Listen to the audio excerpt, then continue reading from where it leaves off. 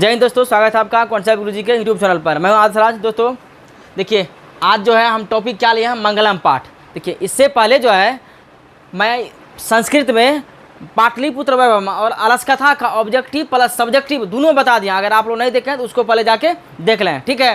देखिए, पहले हम जो यहाँ जो ऑब्जेक्टिव लिया मंगलम पाठ से, टोटल 14 ऑब्जेक्टिव, यहीं से ऑब्जेक्टिव कम से कम 2 से 3 अंक का एकदम फिक्स आएगा।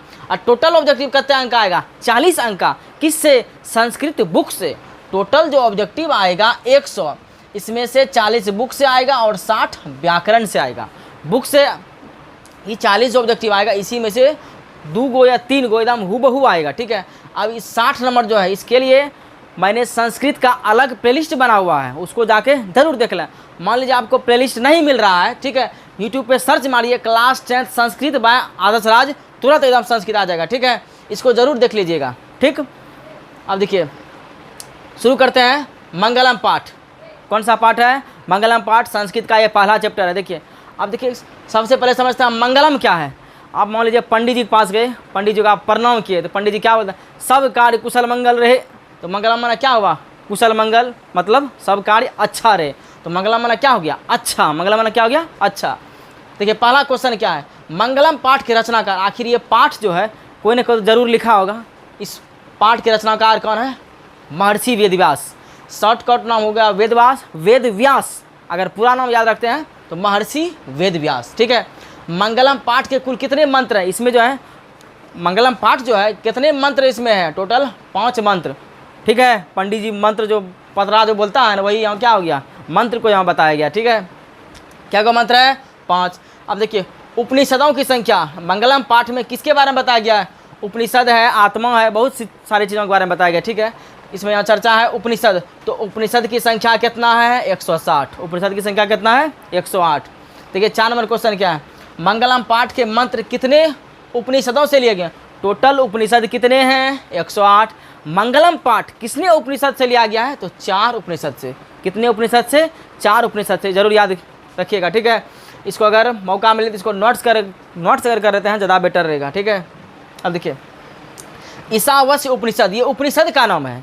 ईशावास्य उपनिषद जो है, ये ईशावास्य उपनिषद जो है में किसके विषय में कहा गया है? तो आत्माओं के विषय में, आत्माओं के बारे में कहा गया है।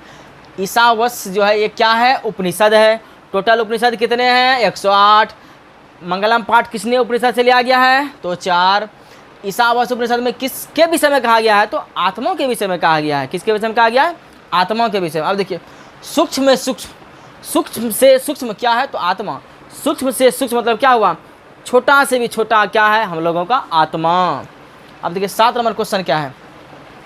नदियाँ नाम और रूप को छोड़कर कहाँ मिल जाते हैं? तो समुद्र में, ठीक है। श्लोक में ऐसा बताया गया है, नदियाँ नाम और रूप को छोड़कर किस में मिल जाता है? तो समुद्र में। उम्मीद करता हूँ 1 से 7 तक समझ में आ गया होगा। आइए नेक्स्ट क्वेश्चन पे चलते हैं। किसकी विजय नहीं होती? कहने का मतलब कौन नहीं जीतता है? असत्य की, माना कोई अगर झूठ बोलता है तो सही में उसका जीत नहीं होता है, ठीक है। कहा ही गया है, सत्य परेशान हो सकता है कभी लेकिन पराजित नहीं, ठीक है। अब देखिए, किसकी विजय नहीं होती है? तो असत्य की। तो किसकी विजय होती है? सत्य की, याद रखना, ठीक है। किसकी विजय नहीं होती है? तो असत्य की। और किसकी विजय होती है? तो सत्य की। अब देखिए, सबसे बड़ा खजाना इस मंगलम पाठ में बताया गया है श्लोक में। आखिर सबसे बड़ा खजाना क्या है? तो सबसे बड़ा खजाना क्या है? सत्य है। सबसे बड़ा खजाना क्या है? सत्य। अब देखिए क्या है? सत्य का मुंह किस पात्र से ढका है?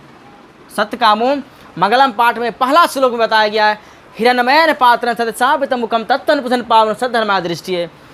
इसमें श्लोक में बताया गया है, सत्य का मुंह जो है किस पात्र से ढका हुआ है? तो हिरण्मय पात्र से। किस पात्र से? हिरण्मय पात्र से। हिरण्मय पात्र का मतलब यहाँ सोने के पात्र से। हिरण्मय पात्र का मतलब क्या हुआ? सोने के पात्र से। अब देखिए क्या है? किसकी गुफा में आत्मा निहित रहती है? किसकी गुफा में आत्मा जो है निहित रहती है, ठीक है।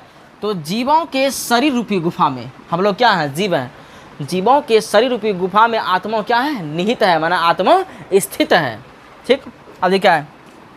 कठोपनिषद, ये फिर कठोपनिषद जो ये फिर उपनिषद है, ठीक। जैसे यहाँ ईशावास्य उपनिषद है, उसी तरह यहाँ कठोपनिषद क्या है? उपनिषद है। में किसके बारे में कहा गया है? कठोपनिषद में किसके बारे में कहा गया है? तो याद करना है, मोक्ष के बारे में। किसके बारे में? मोक्ष के बारे में। अब देखिए क्या है? वेदाहमेतम पुरुषम महतम डेड विद्यते वनाय मंत्र किस उपनिषद से लिया गया है? ये देखिए श्लोक से उठाया गया इसको। वेदाहमेतम पुरुषम महत्तम डैश डैश डैश विद्यते वनाय मंत्र किस उपनिषद से लिया गया है? मंगलम पाठ के जो है श्लोक को उठा करके पूछ रहा है ये किस उपनिषद से लिया गया है? तो ये कौन सा उपनिषद लिया गया है? श्वेताश्वेतरोपनिषद से, श्वेताश्वेतरोपनिषद से याद रखना, ठीक है।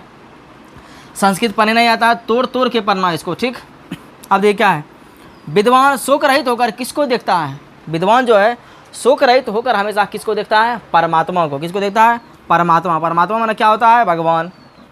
परमात्मा माना क्या होता है? भगवान। उम्मीद करता हूँ दोस्तों आपको समझ में आ गया होगा। अगर चैनल पर नए, चैनल को सब्सक्राइब जरूर कर लें, तभी आपको वीडियो समय पर मिलता रहेगा। नेक्स्ट वीडियो में मिलते हैं मंगलम पाठ के लघु उत्तरीय प्रश्न।